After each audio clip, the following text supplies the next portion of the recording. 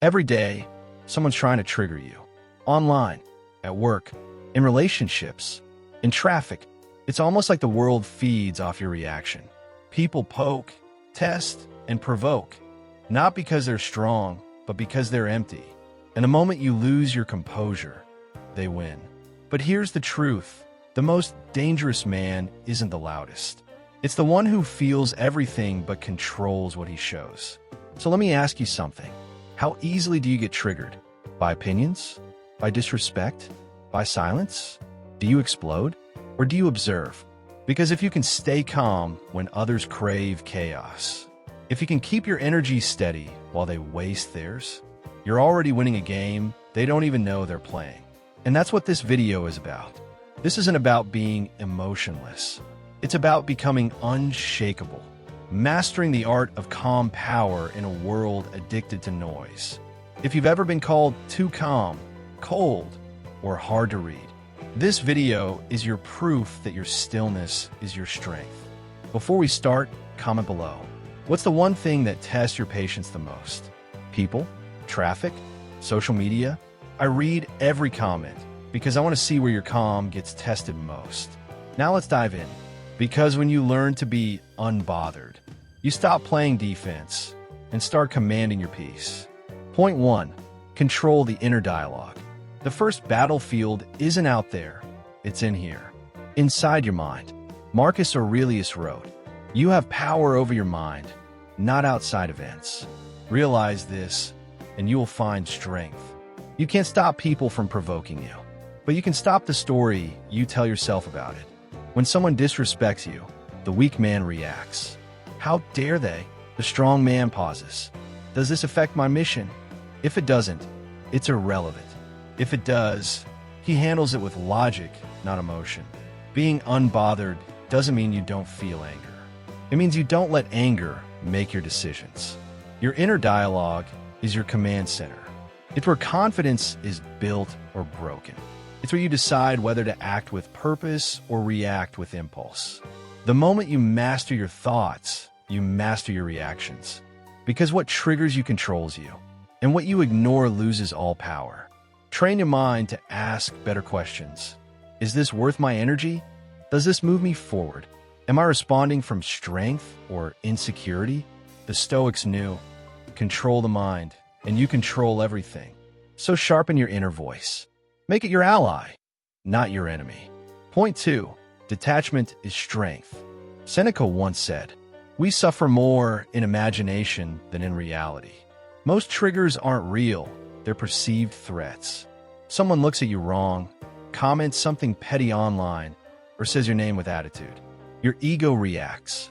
But here's the truth, the ego is fragile. The soul is not. A Stoic man separates the two. He knows his worth doesn't shrink because someone failed to see it. He doesn't need validation, applause, or control. That's detachment, not apathy, but freedom.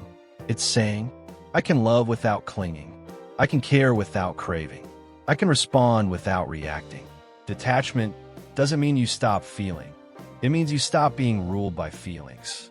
It's the ability to observe without absorbing, to stay rooted while the world tries to shake you. When you detach from the need to prove something, you start moving like someone who already has everything to lose and nothing to prove. You stop chasing approval. You stop over-explaining. You stop reacting to every slight. Instead, you become rare. You become respected. Because people sense it, that quiet power, that calm certainty. And they know you're not here to impress. You're here to lead. Point 3. Choose stillness over reaction. Epictetus said, if someone succeeds in provoking you, realize that your mind is complicit in the provocation. Think about that. If they made you angry, it's because you allowed them access to your peace. Stillness isn't weakness. It's strategy. It's the pause that keeps you powerful. When someone tests you, don't rush to react. Pause, breathe, observe, because silence unsettles insecure people. Calmness frustrates the manipulative, and composure disarms the disrespectful. Stillness is the shield that protects your dignity. It's the difference between reacting from ego and responding from wisdom. It's the moment where you choose power over impulse. Every time you remain still while others lose control, you remind the world that your emotions belong to you. You show that your peace isn't up for grabs. You prove that your strength isn't loud. It's disciplined. That's the power of Stoic masculinity. To feel deeply, but never be ruled by feelings. To be provoked, but never broken. To be tested, but never shaken. So next time someone tries to pull you into chaos, choose stillness. Because the man who can stay calm in the storm is the one who commands it. Point 4. Emotional control builds respect. Truly calm people carry a quiet power. They don't explain themselves often. They don't chase arguments or defend every opinion, because they understand a simple truth. Peace speaks louder than proof. When a man can't control his emotions, he becomes predictable. And predictability is weakness, because it makes you easy to provoke, easy to read, easy to manipulate. But emotional control? That's mystery. That's strength. That's leadership. When you're composed, people hesitate. They second-guess how to approach you. They sense that your energy is guarded, and that earns respect. Even in relationships, the calm one leads. Not through dominance, but through clarity. Because the person who controls their emotions controls the tone, the pace, and the outcome. Emotional control isn't suppression, it's selection.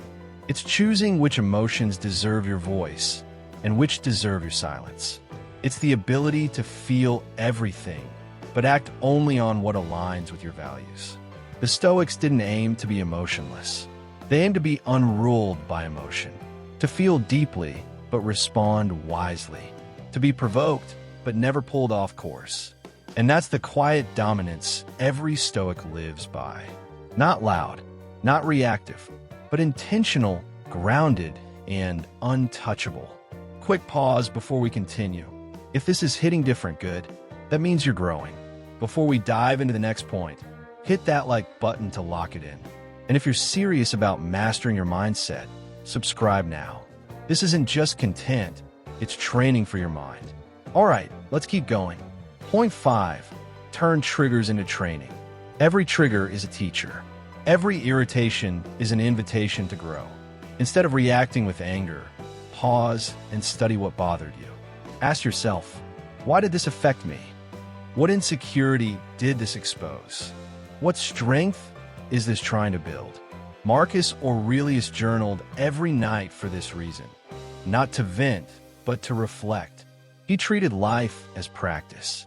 Every insult, setback, or frustration was a drill for the soul.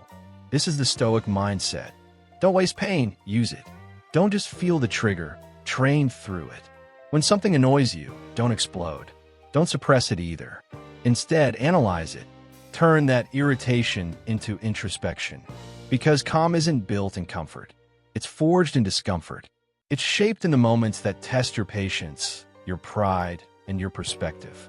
Emotional endurance is like a muscle. It grows when you resist the urge to react.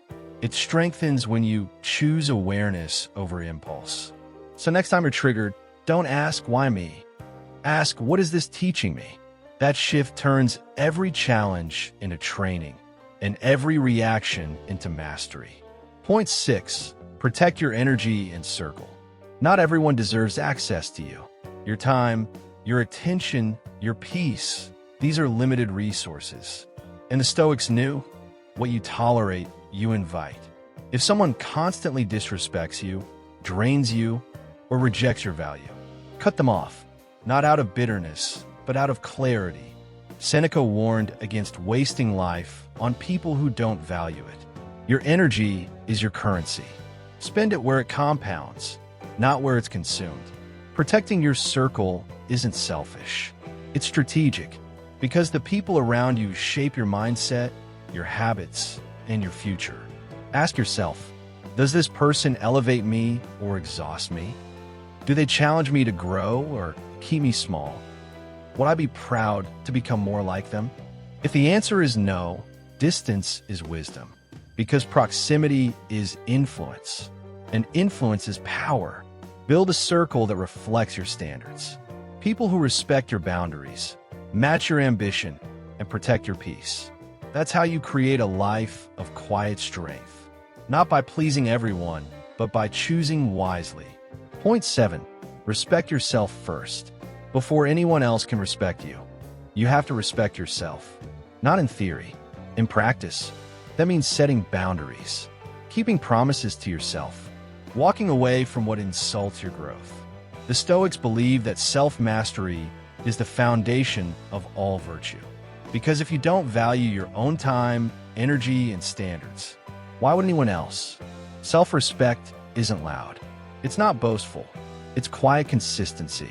It's waking up early when no one's watching. It's saying no when it's easier to say yes. It's choosing discipline over comfort because you know who you're becoming. Marcus Aurelius didn't write his meditations for applause. He wrote them to hold himself accountable. That's self-respect, doing the work even when no one sees it. When you carry yourself like you're enough, you stop chasing validation. You stop tolerating disrespect. You stop shrinking to fit places you've outgrown. And here's the paradox. The more you respect yourself, the more others do too, without you ever asking. Being unbothered isn't about being numb. It's about being in control. It's not that the world stops trying to trigger you. It's that you stop giving the world permission to reach your peace. Remember, the calmest man in the room always wins. Not because he's stronger, but because he's centered. So the next time someone tries to shake your energy, just smile, because you know something they don't. Their chaos is still their prison. Now I want to hear from you. Comment below. What's one thing that used to trigger you that you've learned to stay calm about? Your story might be exactly what someone else needs to read today. And if this video helped you shift your mindset, don't just click away. Like this video, it tells YouTube you value strength over emotion. Subscribe, join a community of men and women mastering composure, purpose, and peace. And share this with someone who's losing their cool too often. Remind them, stillness is power.